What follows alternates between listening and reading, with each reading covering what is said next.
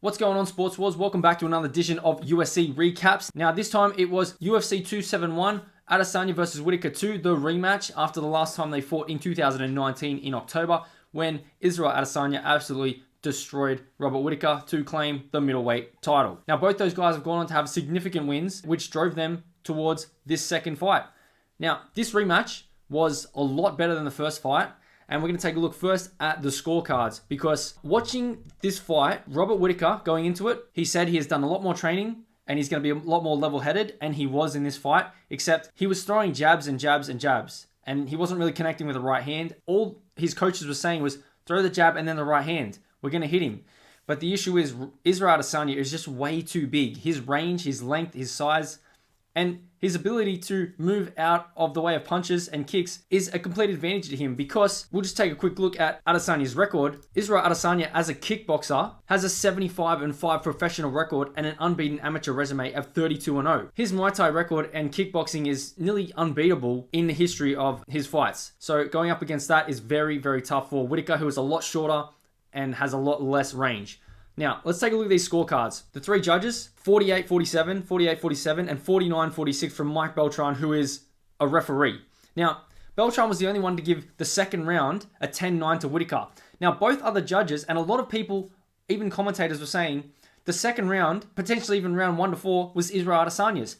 And I'm sitting there going, okay, how? How? Because as we'll see, Whittaker in the second round had at least 4 or 5 good jabs that caught Adesanya. Now, Adesanya got a couple of leg kicks off, but you know what else Robert Whittaker got? A takedown in the second round. So I don't know how you can get 4 or 5 shots off and a takedown in the second round and still not win the round. If those two judges judged that he won round 2, that would flip everything, and those two decisions would be 48-47 in the favor of Robert Whittaker. So that would make it a split decision to Robert Whittaker instead of Adesanya. And I don't know how they didn't score the second round for Whittaker. They both gave Whittaker round 4 and 5. I don't know how they did that, but that's what it is. Let's take a look at some of the highlights from this fight, because it was an interesting one. It was a very interesting one, the way it was fought. So this is one of Robert Whittaker's stiff jabs. Boom. Gets Adesanya right there. Perfect. And he's trying that kick out. And then he ends up getting the takedown. Really well done by Whittaker. And now, all of these highlights, and now after the second round, all of the highlights they showed were for Robert Whittaker. So I don't know how they scored that for Adesanya, when all the highlights and the commentators are like, oh yeah, really good, job well done. This is that takedown in the second round. You got Whittaker goes for that shot, and that's that one we just saw. That's the second round takedown. Now, Adesanya did get back up, but Whittaker gets a few shots off. Few punches to the face. There was also about 4 other shots that he got off with jabs. So I don't know how they scored that for Adesanya. Now this is in the third round, when Whittaker gets another awesome takedown. Look at this. Goes for that kick, catches the other leg, takes him down. And then now at one point in this fight, this is when was on his back. And then I think there was another point as well, when Whittaker was on his back and he just slipped off and let it go, which was very strange to me, that he would just let that go. Now, this is in round 5 from Whittaker. Looks like another takedown. There he goes. Perfect. Gets another takedown. But Izzy gets straight back up. The main thing was right here. Now, this is in the first round where Adesanya got through Whittaker's guard, which was really well done. Now, those outside leg kicks were very effective from Adesanya. And there he goes. Gets through Whittaker's guard and drops him. Now, that's the first round. I'll say, yeah, Adesanya's. There we go. Perfect punch there from Whittaker. What was effective for Adesanya was the first kick.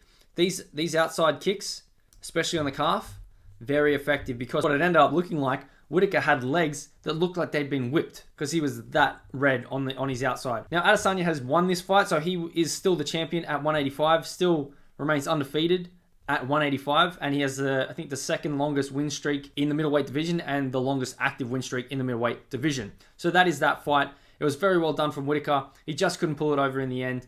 And the judges, questionable either way, but Adesanya would have won that fight no matter what, because he has the length, the range, the speed, and he's just an all-round better kickboxer. And that's basically where all this fight was, even though that Whittaker got a fair few takedowns. So let's move on to the next one, the co-main event, Tai Tuivasa out of Western Sydney, where I'm from.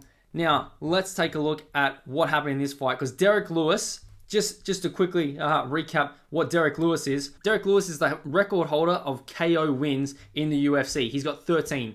So these two boys are massive scrappers and they are very heavy hitters. So let's take a look and see what happened in this fight because it got very, very tense. So you can see Derrick Lewis has Tai up against the cage. I thought when I was watching this is it. Tai's done. He's going to get wrecked. Because he's punching 1, 2, 3, 4, 5, 6. Man, and then Tai gets up and starts throwing back. And then he gets a clinch. And there was some very good wrestling from Tai Tuivasa, who has worked on his wrestling and his jiu-jitsu game after getting destroyed by a couple others like Junior Dos Santos and some others on the ground. Obviously is a knockout artist just like Derrick Lewis. So these two went back and forth and had an absolute belter of a fight. So I'm going to actually show you my reaction to what happened at the end of this fight because it was amazing. I got a bit, I don't know, not over the top, but animated because from my area, from my city, from my country. So let's take a look at what happened at the end of this fight. Ooh, don't get hit, Tai. Just don't fucking get hit. Oh, shit! Oh, Tai knocks him out! He knocked him out with one punch! Oh, shit! Oh my fucking God, Tai Tuivasa! How good is that? How fucking good is... Get the shake. It was a massive elbow, right elbow from Tai Tuivasa. Just drops Derrick Lewis. Nowhere to go but down into the canvas. Man, mad respect to Derrick Lewis. What an absolute crazy fight. And that is how Derrick Lewis went out against Tai Tuivasa. Perfect right elbow right there. Just absolutely dropped him. The KO king, Derrick Lewis, gets KO'd by Australia's own Bam Bam Tuivasa. Shuivasa, he did a fair few shoeys after that. So that was the main and co-main events, and now let's just go through some other highlights of the night and some funny things that actually happened, because this was the beginning of one of the early prelim fights. Have a look at what happens in this fight. He runs, and he falls into the cage. What an idiot. Now, this was the end of the Hernandez and Moicano fight. Hernandez is a thicker dude, but Moicano, man, he is amazing at his jiu-jitsu game. So let's take a look at how this one ended. So you got Moicano, punches. Hernandez tries to take him down, but he gets on the bottom. And then Moicano, couple more punches. Ends up taking the neck, taking the back. And now right here, with this position, that's a normal back position with the hooks. But what he does is he puts in the body triangle. So that just squeezes all the air out of Hernandez. So what happens is there's no way for him to go, and he's got a tap. That was a really nice finish there. Moicano's done a fair few of those rear naked chokes recently. So that was really well done from him. So after the fight, DC, Daniel Cormier, asked him, what's next for Renato Moicano? And he says, Moicano wants money. And I mean, after his last few wins, he probably has earned it. Now, this next fight, Roxanne Modafferi, she had her final fight. She's had like 46 fights. Yeah, after 46 fights, Roxanne Modafferi retires the gloves. Now, she did get her face punched in by an Australian, Casey O'Neill, and this is just her retiring her gloves in the middle of the cage. So this is what happened after the fight when they were interviewing Casey O'Neill. Hey, stop booing me! I know it's a retirement fight, but it takes two to tango.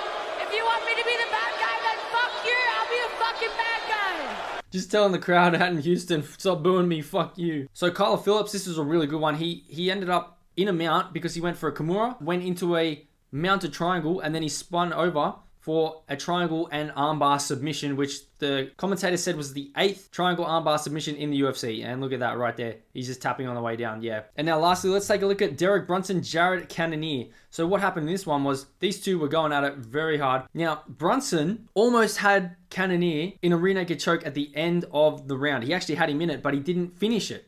So what happened here was Brunson gets a nice takedown, really high, holding his leg up really high, gets the takedown, and then gets him in this rear naked choke with 5 seconds to go. 3, 2, 1, and then the end of the round. Didn't quite have it under the chin, so Cannonier held on. But then what happened was, the next round, Brunson looked off his feet, Cannonier gets the kick to the body, gets an elbow, gets taken down, looks for a guillotine, turns him over, ends him up. Oh, vicious elbows from the top to finish it off there, man. Because Brunson was pretty tired, and he just didn't seem like he wanted to be there anymore. And he'd done everything he could in that first round when he had him in that rear naked choke. After these fights, check the middleweight. Is he still number 1? Whittaker probably won't move. Cannonier is number 3. He'll probably move to the number 1 contender now after that win over Derrick Brunson, because that was 3 versus 4. So after that, we have the heavyweights. Tai Tuivasa was number 11, but he beat Derrick Lewis, who was 3rd, so he could jump all the way up to maybe even 5th. We'll see what happens with the rankings there. And then the next major card, the next numbered card, will be Colby Covington and Jorge Masvidal. That's going to be huge, that fight. But honestly, the other ones on the undercard, I mean, Bryce Mitchell, Edson Barbosa, not too bad, but not as much as this one had for me. But that main event fight, Colby and Jorge, will be a big one. So that's what's coming up next for the UFC, and that's the recap and the highlights from UFC 271 here on Sports Wars. So let me know what you guys think in the comments below. Don't forget to smash the like button, subscribe to the channel if you haven't already, share this video out there, and we'll see you in the next one.